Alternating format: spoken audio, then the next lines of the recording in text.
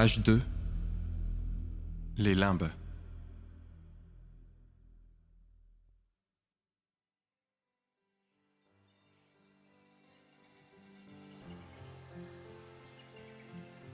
Louise et Marc sont heureux.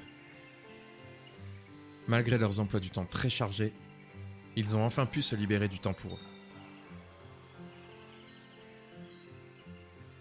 Au programme de cet après-midi, promenade et pique-nique autour du magnifique lac proche de chez eux. Ce moment de pause est idéal pour parler de l'avenir et se rappeler de bons souvenirs.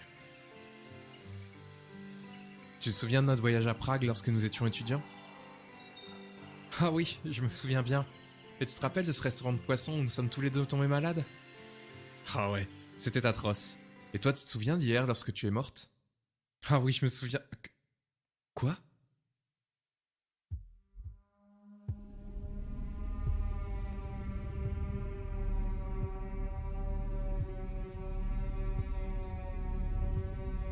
Marc se lève sans regarder Louise.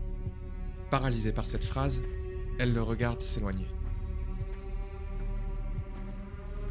L'environnement autour d'elle se ternit. L'eau du lac est devenue sombre et une brume épaisse s'élevait. C'est pas possible. C'est un cauchemar, se dit-elle alors que le ciel s'assombrit rapidement. Paniquée, Louise cherche autour d'elle. Là où il y a quelques minutes, de dizaines de couples, familles et joggeurs déambulaient, maintenant, seule l'angoisse règne.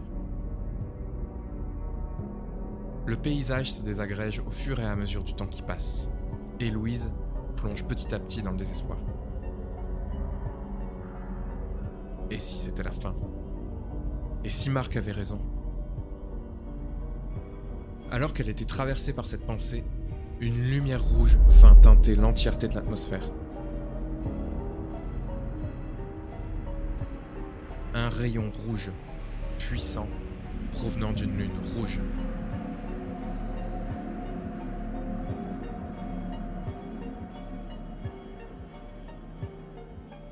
En baissant les yeux vers le centre du lac, Louise réalisa qu'elle n'était plus seule. Une vieille femme se tient debout au milieu du lac, la main tendue vers elle.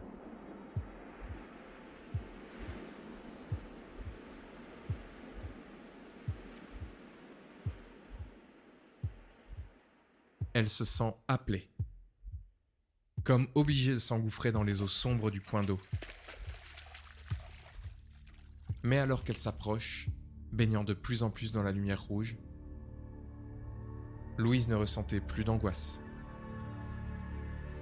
Et au moment où les deux femmes se joignirent les mains, Louise réalisa que Marc avait raison et que pour elle, la fin était déjà arrivée.